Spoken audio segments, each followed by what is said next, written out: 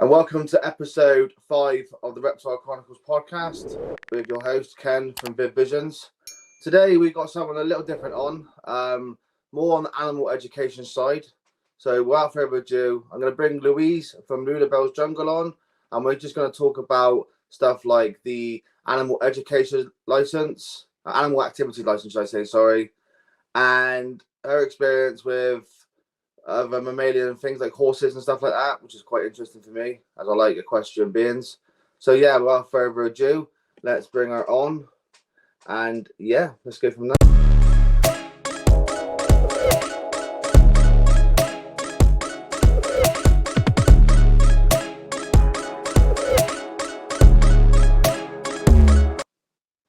Hello, how are we doing? Hello, I'm good, thank you. How are you? Yeah, good, thank you. So for the listeners at home who don't know who you are, would you like to just give an introduction to yourself and what you do? Yes, of course. My name's Louise or Lou, and I own Loulabelles Jungle, which is an animal education company. I first started it during COVID online, and I got a job then working as a manager, as a exotic animal expert as well at a rescue. Unfortunately, it wasn't the best work environment, so I ended up leaving, and I was like, you know what, I want to pursue this, it's a dream of mine. So I started up my own company, took the plunge, got a loan out, upgraded everything, because obviously things have got to be a certain standard. And then I now go around schools. I teach at the university that's local here, possibly the college as well. I go to scouts clubs and everything, and I do online Zoom education for homeschooling as well. So nice. I've got a nice varied kind of career. Nice. I think everyone lives that dream. I want to live that dream anyway. Sorry. And you're living it. It's definitely a dream. So for the listeners who obviously don't know who you are, what animals do you keep? And what varieties? I'll give a brief overview because otherwise I might be here forever. I keep horses, I keep inverts, I've even got 2 cats. They're my normal boring animals. I love them. I've got reptiles, I've got amphibs like my dart frogs and that as well. I've got a tenric, parrots. Yeah, nice. Just a little bit of everything. Okay. Yeah, so what sort of amphibians do you own apart from dart frogs? I've got my whites tree frogs, and my darts are the phantasmal darts. So we are planning on expanding. I want to get more into my breeding my dart frogs because I used to do it as part of my job. And I want to more focus on the endangered species like the mantellas and everything. So Great. That's the kind of branch I'm wanting to go towards with my breeding project. That's really good. I've got some projects that I want to come up with soon. I can't really reveal much because I haven't got them yet, so I don't want to I don't want to tease everyone with that one. So you own horses as well? Yes, I do. I love a horse. They scare me. They do scare me.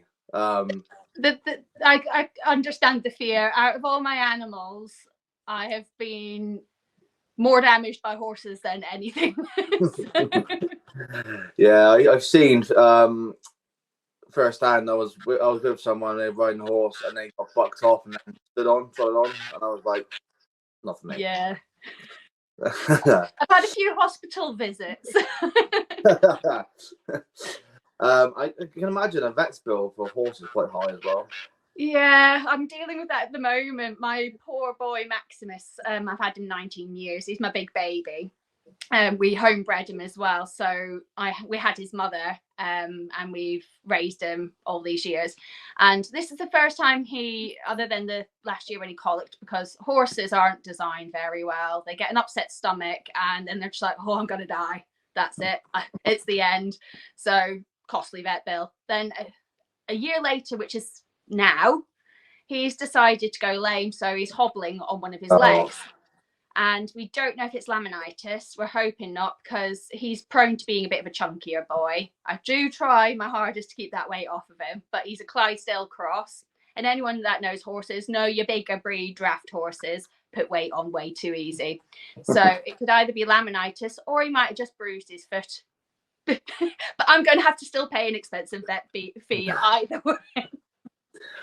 I know what vets are like. I know I went to the vets the other day because I noticed one of my snakes was losing weight. The next thing I know, 200+ pound vet bill, and I still don't know what's wrong yet. So that's the issue.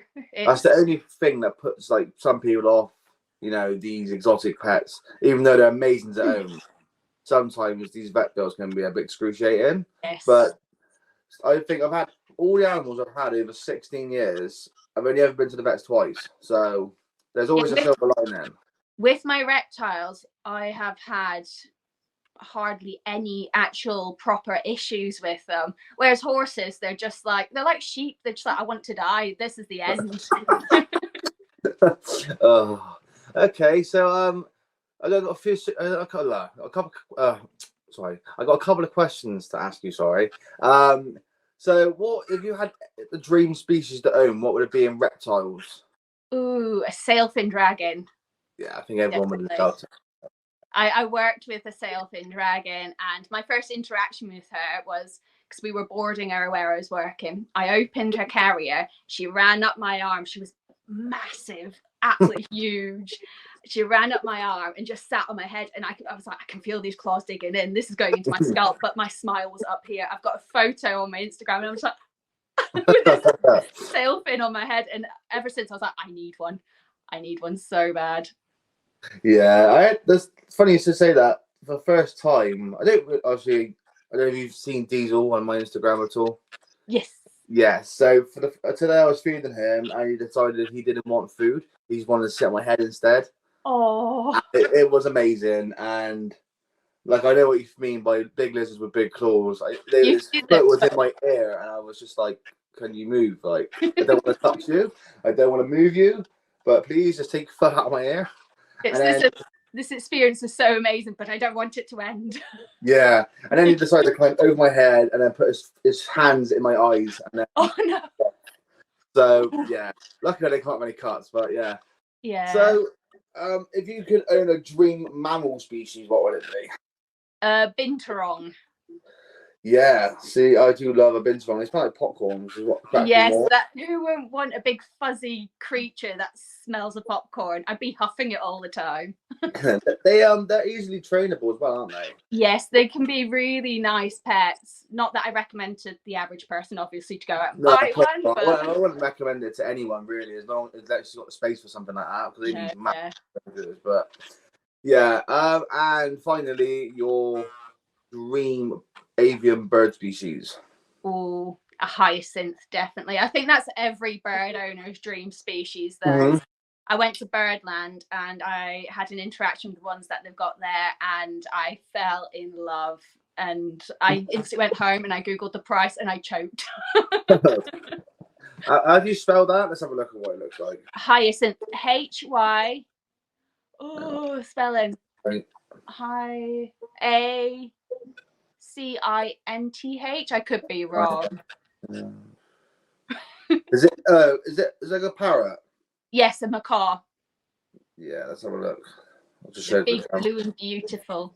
Oh wow, yes. I've seen some of these at London Zoo. They're amazing. Oh, they are so sweet as well. Most of them. Yes. Yeah, they are awesome. I like them a lot. So okay, and a question I ask everyone is, where do you see yourself in 5 years' time? Well, the dream, I'm going on what the dream would be in 5 years' time, would be to have my own venue. And I want to run an exotics rescue. That's the whole goal of Loulabelles, is so I can get up and running, funding a rescue. And an education centre where I can possibly have university or college students come and learn a little bit, and I can do talks and presentations. So the main thing is a rescue in like a zoo almost kind of based thing. So yes, that's really good. It's the dream. Yeah. Sometimes dreams are not far too away, you know what I mean? Like, just got to put your mind to it. Like, yeah. I've got so many dreams and I'll never be able to accomplish them. But, you know, we move. You never know. Okay, so so you told me that you work with children and others. So tell us a little bit about that. I work from all the way to like the age of 3, all the way to, I think the eldest client I've had is 97. Oh, wow. And it was their first time holding a snake as well. And they were so happy, the 97-year-old that is. And it's so lovely, like seeing that you're actually giving someone who is that experienced even more new experiences and seeing their face light up as though they're a kid. And working with kids is completely insane. They say don't work with animals or children, and I decided to work with both in both of my careers. Because I also do riding instructing as well as a little part-time side hustle. And yeah, it's amazing the questions kids come up with. It's it's hilarious. It gets you thinking, and then I'm like, oh, I need to know the answer to that. It gets me thinking and challenges me as well, and it helps me to keep learning because the kids think of things that we would never think about. And it's brilliant, and the hope is they get a bit of inspiration on the way. Yeah, I've so the last time my mother-in-law came over and she held her first snake and she's nearly, I don't know how old she is, but yeah, she was like, oh, it's not slimy. And I was like, oh, yeah. I get like, that one a lot. and I was like, yeah, it's not slimy. It's if you want to hold slimy things, like frogs are meant to be slimy sometimes when it's water, and and then my mother, she doesn't like anything, like she doesn't like spiders, doesn't like things that move fast. So I get that. Like, and my mum actually came over and interacted with Diesel, which I was surprised. Oh, that's fantastic. So yeah. So you get, like, you do education, so you do schools, horse riding, and yeah. So with Loulabelles, I teach at schools, universities. I'm actually teaching at Huddersfield University soon. My fiance teaches the forensics course there, and he's a toxicologist. So I cover a little bit of the venom and poison toxicology. So I'll be taking the dart frogs, a lot of my spiders as well, and talking through the most common venomous kind of species that you might see in a British home, and explain the effects and things. So that's pretty cool. Like, it's really, really good. I enjoy it. And then I take some handleable animals as well with me, so the uni students can just get the wow factor of handling some animals. So yeah. So talking about toxicology and like the venom stuff, do you plan to keep venomous as well? That is the plan in the long term. My fiance and myself, we keep dreaming up that he's just like, well, for the university we can get venom lab, and it's a dream at the moment, but I do want my DWA license, and I do want to move on to venomous species of snake eventually. So it is a plan, definitely. Yeah, I'd love to own a few different venomous species, like, you know, like insularis, pit vipers. Yes. Maybe the gaboon vipers. I do like a gaboon viper. And I always wanted to move into crocodilians. I didn't know you could actually own one until I looked at my other half, he loves crocodilians, so he said, if you get DWA, we need a bigger house with a huge garden, and we're going to have a pond and a whole building dedicated to a crocodilian. That's the dream. I've got a good other half. Like, most other blokes wouldn't cope with this. I feel sorry for my partner sometimes. I always come home with something new every week. We're like that. We went to visit the in-laws the other weekend, and I went, can we visit, because it's a nice exotic shop where the in-laws are. I was like, can we visit the exotic shop? And Gage was like, you're not coming home with anything. I was like, no, I'm just going for a look and for some live food. Next moment we know, in my head I knew this was happening. Next moment we know I'm coming home with a tortoise.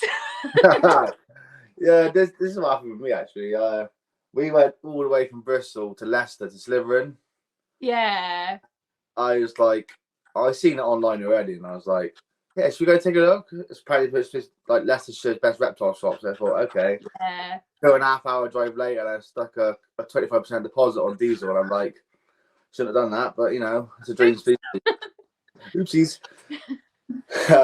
So DWA is definitely how long have you been keeping reptiles for?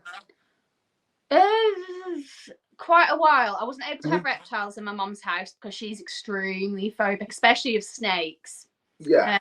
I've had all sorts. So I was bringing home seagulls and everything when I was at hers because she wasn't allowing me to have reptiles. So I was just like, I'll pick up random strays and waifs. I'll just take them in. And I still do it.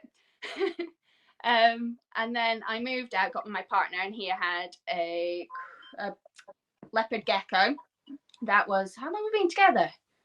About 14, 15 years now. Oh, okay. But I've had a lot of experience with different species of animals. It's my reptile keeping started when me and my fiance got together. We had the leopard gecko. And then I was like, you've triggered it in me. I was like, we're going to get this, we're going to get this. Yeah. So we ended up with a house full. Yeah, we started off with, when I was younger, I kept a Burmese python. She was about 18 foot. It was the last recorded skin was passed, and she weighed about 12 stone. Oh gosh. Yeah, she was big. She was massive. Yeah. She was only overweight because the previous owner just fed her constantly, and we fed her like a rabbit every 2 weeks. And I'm thinking that's like crazy. And poor snakes like that move. Yeah, it was like this thick, and I was just like, yeah. So we got her down, and then we weighed her again. She was about 10 stone. Yeah. So going back to the DWA stuff. So, like, I think that if you could, you know, your councils are probably a lot different to mine, because all councils are different. So the council, the fees are like thousands here. Yes.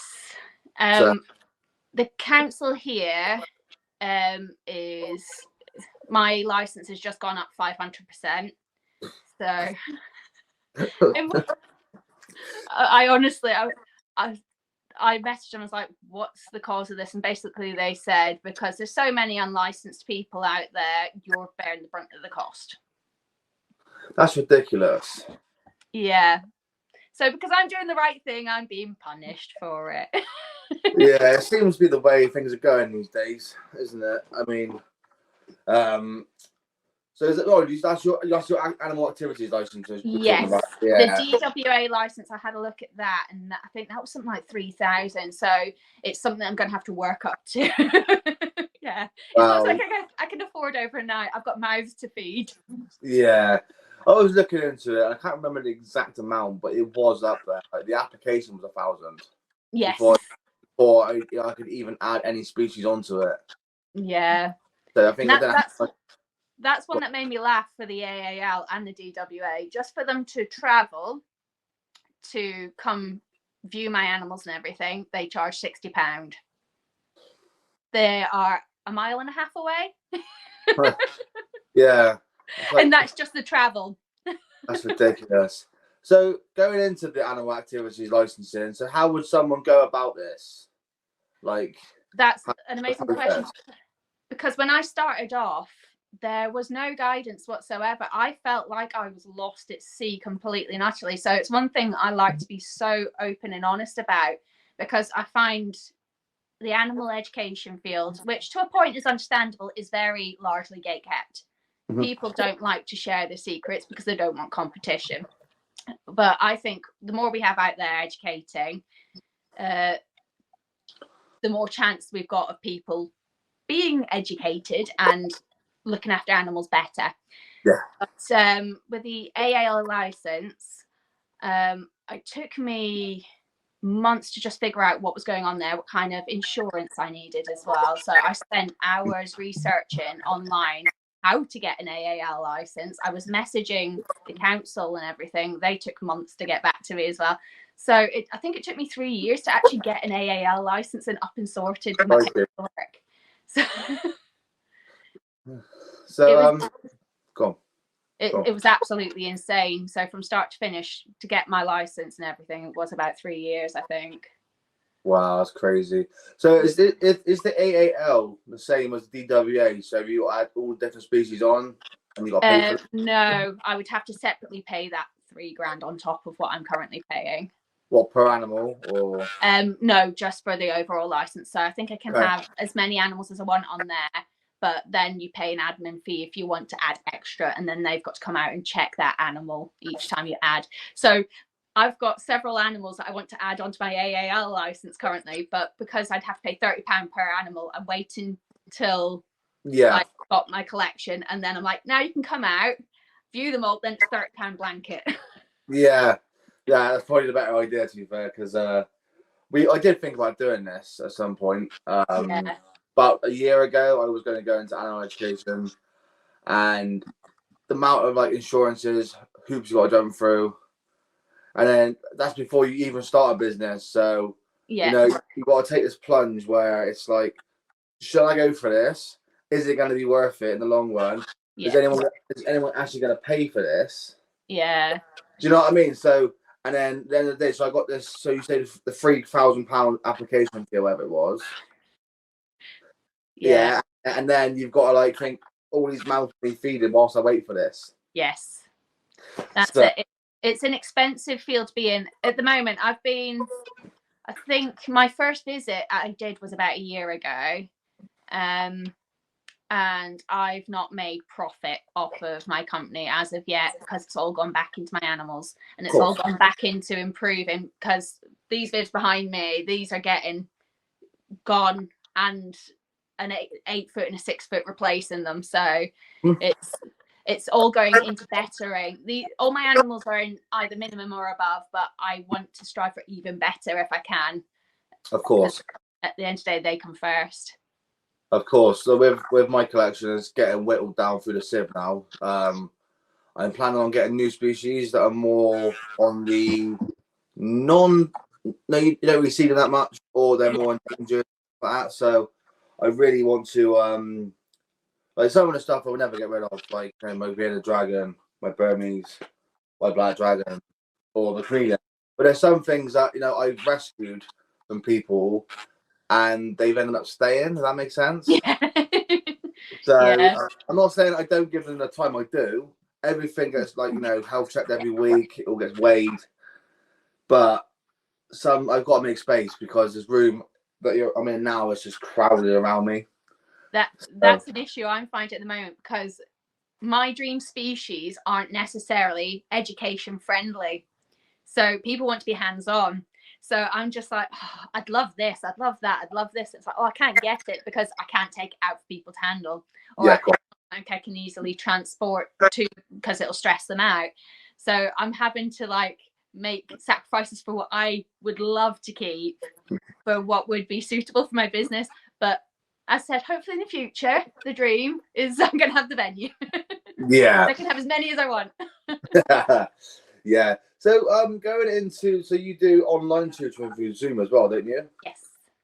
So do you have to do they inspect you for that as well, or is it just? No, if I did all my education online, I wouldn't need licensing, according to my council. That is different depending on the council you're in. It's same with invertebrates. If I just had invertebrates, I'd be able to go out and be an animal educator with my invertebrates without licensing. But I know I was speaking to Jade, and her council have required her to have a license for her inverts. So she's like, I won't take my locusts around, but I'm having to identify every single locust on her license. So you're telling me bonkers. We need some standardization with the licensing. Mm-hmm. We really. You're telling me if I move to your area, right? Yeah. And I got myself an animal education license. Yeah. Okay. And I brought my Theraphosis out to a show and let a kid hold it. They let me do that. I don't know about your handling, because you'll still need insurance. Yeah, of course. But according to my insurance, the kids aren't allowed to hold like tarantulas and stuff. Right. Okay. So it's a balance. But you would be able to. I can take my venomous spiders with me, like my red fang with me or whatever, and that's perfectly fine. I wouldn't need licensing for that. That's crazy. That's nuts. So talking, I want to move into like I can see some of the beautiful enclosures you have behind you. Thank you. I'd like to talk about like bioactive enclosures and which animals you have on bioactive, which ones you prefer not to keep on bioactive. I think all of my enclosures, I'm looking around at the moment, I think all of them are bioactive. Oh, okay. I know I'm going to struggle when my boa gets a little bit bigger, because she's only yay big so far. She's the one that's going in the 8 foot by 3 foot by, I think we're going 4 foot height. Because we're custom building that ourselves. Nice. That we are going to bioactive that, but I'm going to well establish the plants before she even touches it. Yeah, I put palms in with diesel before I put them in straight away, and he dug it up, and it's now turned into leaf matter, so it's just all dead leaves in there now. So yeah, bioactive is hard work sometimes. Oh, it can be. Yeah, I take lots of cuttings of plants. That's why I'm surrounded by plants in my living room as well, because I'm just like, if something goes or I can see something starting to brown, I'm just like instantly chop and take cuttings just in case. Yeah. Free plants always the best. Oh, yeah. As my parrots, they're not bioactive. They're the only ones. The Tenric, he's moving to bioactive. That'd be cool. Yeah, he's moving because at the moment when I got rehomed him, he's got a top opening enclosure, but I want him more in the front opening so it's easier for me to maintain because top openings are an absolute nightmare. Yeah, I agree. Yeah. So you say like you're building your own enclosures. Yeah. What materials do you use if someone wanted to build their enclosure? So what sort of... We're going like the chipboard route, but we're going to clad it with like nice, do you know, like the slats that you get and click together? Yeah. So I don't know if you've seen Kieran from the Reptile Shed.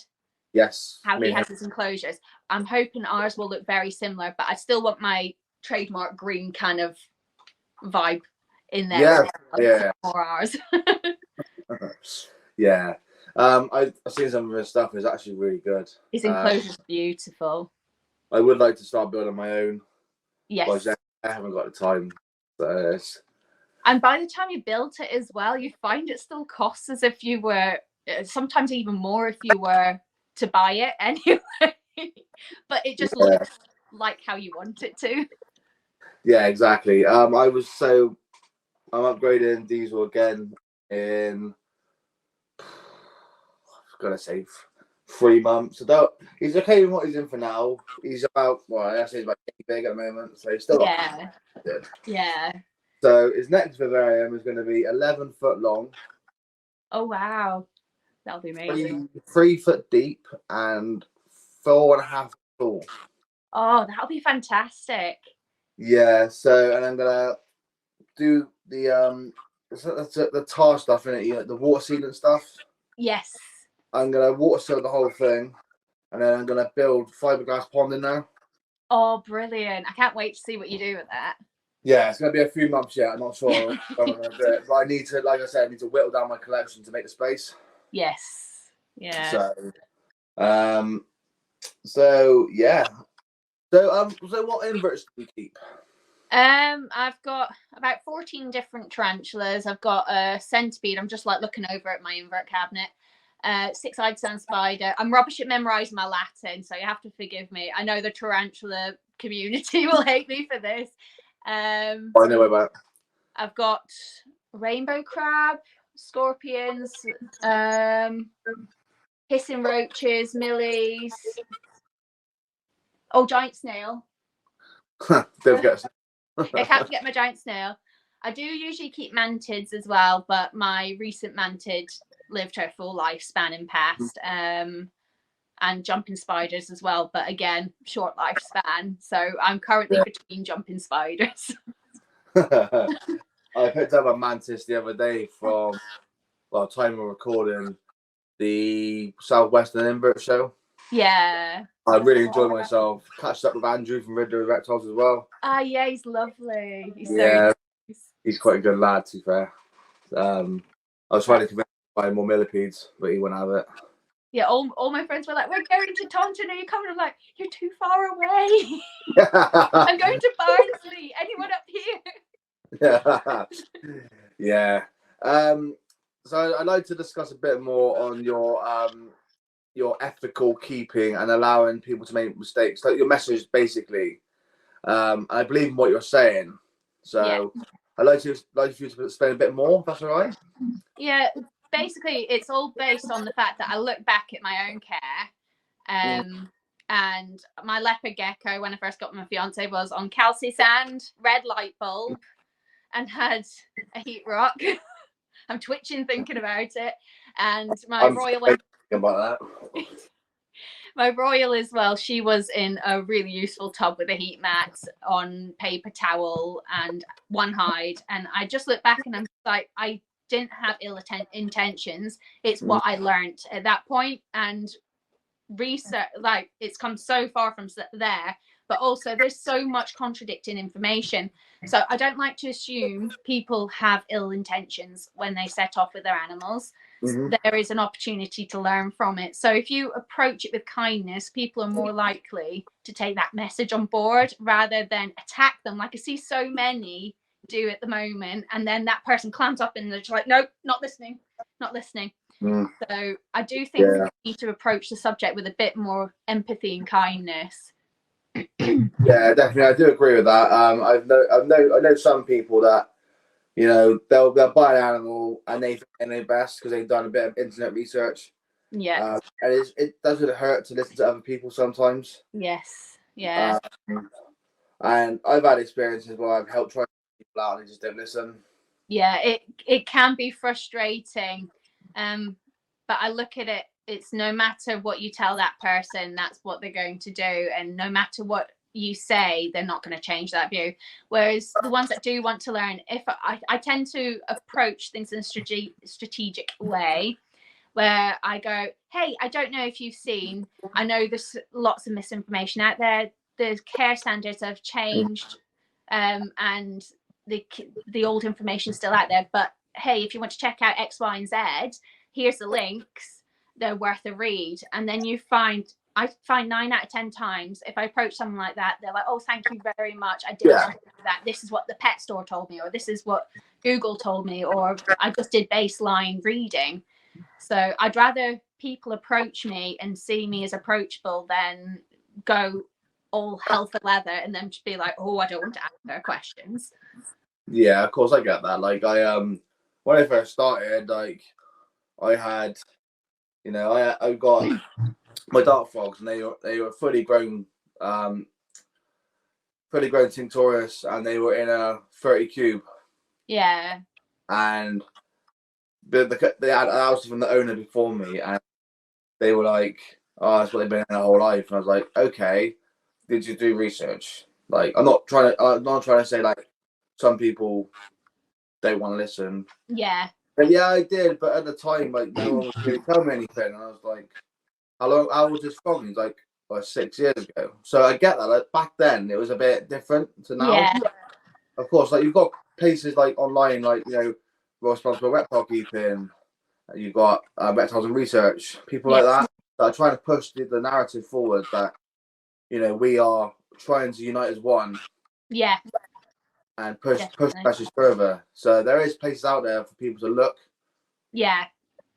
And it's my thought process as well is that the more we normalize more ethical care, the people that are refusing to change will almost out themselves because the mass will then be ethically caring and then they'll be the outlier. And then they'll be like, oh, okay, actually, no, something is wrong. So it's almost like a peer pressure into better care, if that makes any sense. Yeah, of course. I'm always open for messages. If anyone ever wants to ask me for it, if it's something that they want to keep and I keep it, I will help. But on the flip side is like if I don't keep it, I can't help you. Yeah. So, but there is like I don't agree in watching YouTube videos on how to set up a cheap bioactive enclosure for a raw python. Yeah. I'd like people to, like, you know, more people to push out better information, like, you know, like Liam's doing, and like reptiles, and then the responsible reptile keeping they're doing as well. So yeah, I think like if we all just come together and just help each other out, then it's going to work out better in the long run. definitely, because if we have people going down the wrong routes of care, and that's going to give the antis more fuel to use and propaganda to use against our community, because there's waves being made at the moment, and it's really worrying to see the way that the reptile keeping community could end up going. You're seeing little spikes of it, even in America, where certain animals are starting to get banned or licensed, and it is a worrying thing to think about, that one day we might not be able to have the animals that we do have. Yeah, or they'll bring in a new licensing to say like the animals you keep now, you can keep them, but now for every, say you want to buy another bearded dragon, you've got to have a license for that. Yeah, and as we know, councils can often abuse the licensing powers. Yeah, it's as well, you've got the fear, because people who are supportive of reptile bans are making their way into seats of power. So what's to stop them eventually from becoming the people that are in charge of licensing, and then making it very difficult or very expensive to put reptile keepers off? Exactly.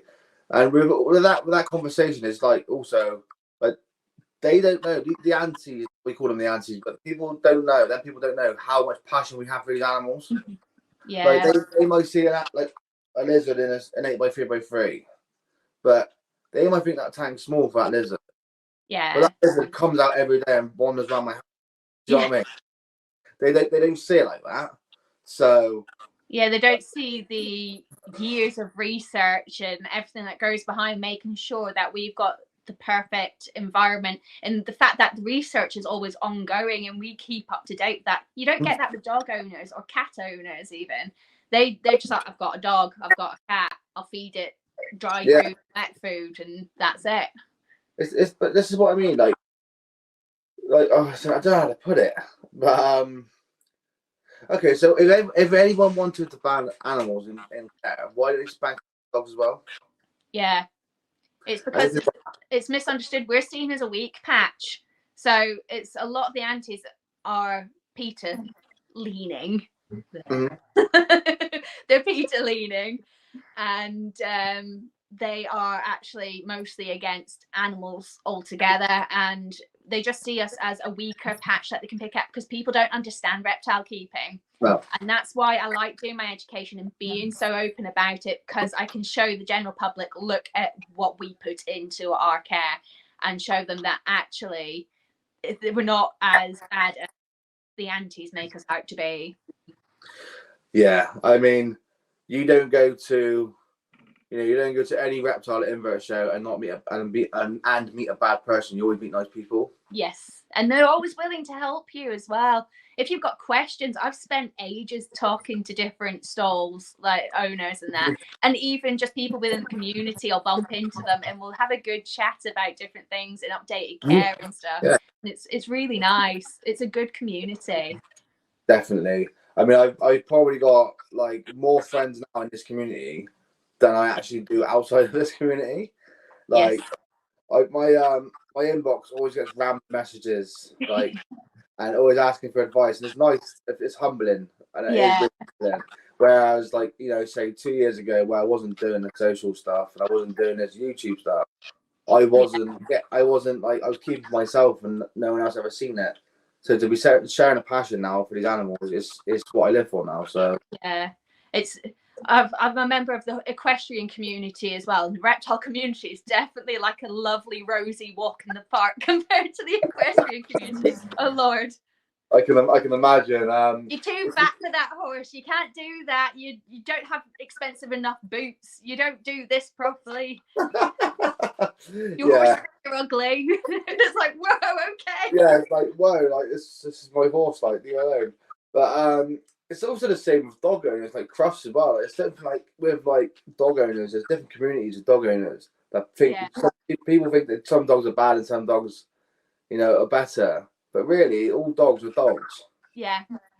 So, and that should be the same for like reptile keeping. All reptiles are like, as long as we look after them, it should be fine. Like, Yeah, and as I've been saying, I've worked in a kennels as well. Actually, I've had more injuries from horses and dogs and other types of animals, especially hamsters. Oh Lord, I had so many hamster bites when I worked at a pet shop. my Compared to reptiles, reptiles are so tame. Yeah, my first pet was a hamster, and the amount of times that I forgot to wash my hands with jam on it when I went to go pick him up as a kid, and I always get bit every single day, probably after saying goodbye to my hamster. And yeah, it was an experience. And then I didn't keep any more mammals until probably about 4 weeks ago. Actually. I went and bought a colony of baby dormice. Oh, I love dormice. Yeah, they are awesome. They're not awake yet. I'll probably see them when they're awake in a minute. But yeah, no, they are awesome. Oh, We called them the Power Fluff Girls. that's amazing. I love that. We couldn't fit, obviously can't distinguish them by different markings, so they were the same. Yeah, they're awesome. I would love, if I had a big ginormous ranch, I would love to own a pack of lions. Oh wow, that would be a handful. Yeah, that's just getting the thing, isn't it? Like, it's never gonna happen. But you never know. You might have a zoo one day. Yeah, if I won the lottery, I just buy up a massive chunk of land, open a zoo. It's that TikTok trend at the moment. If I won the lottery, you'd know. Yeah, if I won the lottery, you wouldn't ever see me again. I'd just be in the zoo. Yes. I'd buy an old zoo and like turn off the internet, and that's it. Riding around my zoo on my horse with a parrot on my shoulder. Riding around the zoo, a lion. That was sick. But no. So do you have any future plans, like in the near future, for the Loulabelles Jungle? There are some that are in action. I'm possibly going to become a lecturer at a college part-time. So that's again exciting. So that'd be to do with animal management, because again, get animal care at the source. If you're putting professionals out there, I want them to have the best update care and have the resources to actually be able to go out and research for themselves.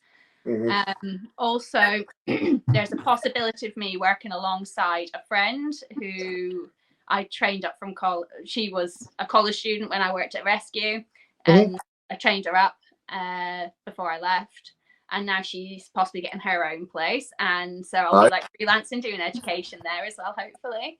So that's another thing that we're moving towards. I'm going to be doing more Zoom lessons. I don't know if you know the company that I worked with, Mimi. It's a Japanese company. I've not heard of them. No. You'll probably see me do a few videos on it, because I like to screen record little bits and put snapshots of it. So I teach Japanese children, and there was a break in that, and I'm coming back into that hopefully. So I'm looking forward to that. Like teaching the Japanese kids are so sweet. They're lovely. They're really nice. That's really good. So going back into like your online education. Yeah. Was it harder during COVID times? It was easier in a sense, because I had all the time in the world. At that point, I was working in retail. I'm so happy I've left that. Because I call them COVID customers. After I went back into retail after COVID, I was like, not doing this. I can't do that. And that's when I started working at the Rescue. But yeah, so being retail, I actually had all the time in the world, and I thrived doing my animal education online. I absolutely loved it. It was brilliant. I spent all my time around my animals, and it made me realize I need to be working around my animals. Yeah. That's really interesting, because obviously you see like some people's companies go bust during COVID, and some companies start thriving during COVID. So it's a bit of a mixture, isn't it? I think those that have a bit more of a creative flair, it was great because it gave you a chance to be creative. So things like TikTok, it was a creative outlet for me, and I am a very, very creative person. I love designing things. I'm a musician. I love drawing and art and stuff. So I got a chance to be so creative. I was planning like things out of my head and how it'd go, and just making things look great. They'll look back on it now and I cringe. At the time, I was like, this is the best video I've ever released. And I'm like, so it's the same with my vlogs on YouTube. Everyone I think is going to hit the web and I think is going to break the internet, but it never does. But yeah, so your plans, so you say you're moving into venomous and stuff. yes. So anything in the near future? Like, I know you say you bought a tortoise, but at the moment, I'm running out of Tetris skills to fit animals in. I'm very good at it, but I'm struggling. I do want a skunk. That is one thing I really want. So I'm working. I'm kind of like dropping little seeds in with my fiance. I'm like, do you know, like we'd be able to slot skunks so easily into our lives if we did X, Y, and Z. I've done like 6 years of research. I think we're ready. I'm like, oh, I know a breeder. Yeah, I interacted with some ferrets the other day for the first time in my life, and I thought they I thought they were boring, but actually they're quite intelligent animals. They're hilarious. They are. One of the worst bites I've had is a ferret to the nose. I've got like a pain scale of different bites I've had through the years. It bit my ankle, and I was like, what was that? And I realised it was the ferret, and I thought, oh. They've got really sharp little teeth, and they don't like to let go either. Yeah, this one was a little bit on the chubby side as well. So I thought he's like tugging on my ankle, and I was like, "You gonna let go?" And then he started thrashing, and I was like, "Ow!" But yeah, no. So my future plans are I'm gonna start moving into more. Like obviously, I've got some new amphibians. Then you've seen my red eyes; they're pretty cool. They are pretty sick. I love them. That's one we would like to add to our collection, but again, it's dependent on space. Yeah, so at the moment I've got them in a I can't remember the size now. It's 90 tall and that 45 deep, 60 wide. Yeah. Like a tall one. Got a group of 3 in there. All mossed out, and it's quite nice. But the only thing is they are obviously a lovely nocturnal species. So sometimes I'll come and sleep in the reptile room because I've got a bed in here as well. And you can hear the thuds against the glass. Yeah, my whites are the same. We're just jumping around like, White's Kermit. He loves thumping on the glass. He'll fly around all night, and it's like, mate, I can hear you from downstairs when I'm making breakfast in the morning. Right, but yeah. Other than that, I do want to get a tree monitor at some point. Oh yeah, Definitely. I've worked with some emerald tree monitors, and they're beautiful. Yeah, I definitely will be able to see a screen tree. Definitely, for sure. They are the pinnacle of, in my opinion, the pinnacle of tree monitors. But I do also like blue tree monitors too. Yes, yeah. They're awesome. I'm the same as any other reptile keeper. I'd have everything I could. Yeah, that's half the issue. It's whittling it down to what's feasible. Yeah. I'm saying to my other half, I was like, I'd love a sulcata, and he's like, don't. And I'm like, but they take years to get to that big size, and we might have a venue by then. And he's like, yeah, but what if you don't have your venue? I'm like, I'll make space somehow. Yeah, so I know someone who has a sulcata, and he lets it walk around his house. Oh. Yeah, it's pretty cool. I don't know if you know him, Jay from RDJ Reptiles. I might do. Jay's ringing a bell. Yeah, from the usernames. He does a lot of work with the National Centre for Reptile Welfare as well. Yes, yeah. Yeah. So he inspired me to let my tortoise free in my house now. So yeah, it's quite cool. All right. So is there anything else you want to touch on, or? Not that I can think of. It's been really nice. The topics that we've covered, it's been really nice discussions. It's been fantastic. Yeah. Thank you. And really in depth. That's brilliant. So I'm going to start wrapping up now. Okay. So thank you very much for coming on. Super, thank you. I'm going to have to get you on again at some point soon, definitely. Yeah, fab. And are you going to IHS? If my wallet says yes, I will. That's what I'm feeling for the April one. The one that's more north, I probably definitely would go into that because it's more local. I think that one's Magna, isn't it? The north one. The Magna one I probably won't be going to because at the last time it was such a long drive. Yeah. And it was a long drive. I didn't have my membership, so I had to wait in the queue forever. I didn't have my membership either. And I was like, the one time. Yeah. And I was sat in the queue and I was like, oh, do I want to be here? And then I went around and then I was in the queue for like ages, got in, then I had to go went through the first door and it was like the cafe and there's another queue to get in. I'm like, what's going on? Like, then I couldn't move. So I was like getting a bit like frustrated. I get proper panicked in crowds. That's why I like having my membership. Like I'm in and out before anyone sees me. But I was kind of like constantly like, oh my god, I just need a second to the side. I can't breathe. I'm panicking. Yeah, I was like that as well. My partner was also the same, like just getting shoved left, right, and centre. Yeah. I probably will go to because again, there's 3 shows this year, so there shouldn't be as packed. Yeah. So what's the one that's near Southern? It's the Southern one, isn't it? I know it's an equestrian centre. That's how much of a horse girl I am. Yeah. I don't know how that's going to be set up. I'm hearing different opinions about it because obviously it will be outside. I'm not quite sure. I don't know, but it'll probably, I imagine, because they've got lovely indoor arenas, so I think it'll be in an indoor arena. But the actual flooring, I'd imagine, would be what you would have in an arena, like sand and that. So we'll see. Yeah. I'll have to have a look into it, but definitely, I probably will go. I might go to Magna this year. I'm not sure.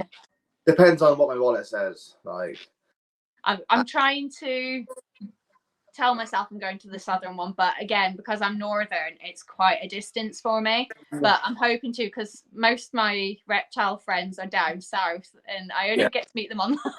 So well, I'll keep you updated on what we're doing, but definitely come back on soon. It really good to talk to you today. Thank you for meeting you not in person, but face to face. Yeah. All right, thank you. If you just hang around, I'll chat with you after, all right? Yeah. Thank you. See you later. Thank you. Bye. Bye. And that is episode 5 of the Reptile Chronicles podcast. Sorry, I'm a bit tired.